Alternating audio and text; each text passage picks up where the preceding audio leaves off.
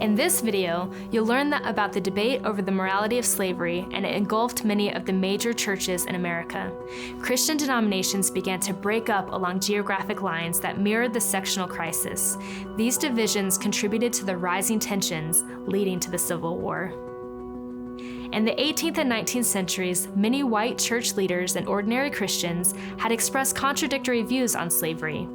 In the 1740s, for example, the famous Anglican revivalist minister George Whitefield preached to thousands of enslaved African Americans and criticized Southern slaveholders for mistreating their slaves. Yet wealthy planters from South Carolina financially supported his missionary work, and enslaved people labored on his orphanage in Georgia. In the 19th century, many revivalist church leaders from the North were opposed to slavery. The Presbyterian Charles Grandison Finney called slavery a national sin and refused to give communion to slave owners. Not all revivalists were in favor of racial equality, however.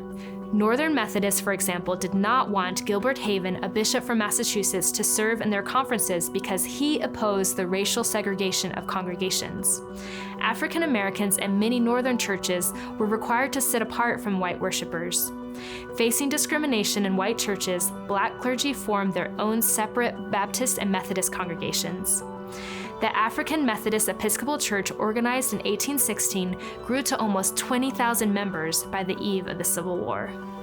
Most white Protestant leaders in America hoped to maintain peace in the church by discouraging members from engaging in debates about slavery. By the time of the Missouri Compromise in 1820 and the sectional crisis that followed, keeping the debate about slavery out of churches proved impossible. The 1830s was a particularly violent time in American history, as white mobs attacked abolitionist meetings in Black churches in northern cities. One mob paraded the abolitionist William Lloyd Garrison through the streets of Boston with a rope around his neck, though he escaped alive. The Presbyterian minister and abolitionist printer Elijah Lovejoy was not so lucky. He was murdered by a white mob in 1837. The political rancor over slavery finally consumed many American churches, leaving several denominations to separate. Presbyterians began to splinter apart in the 1830s over slavery and other religious differences.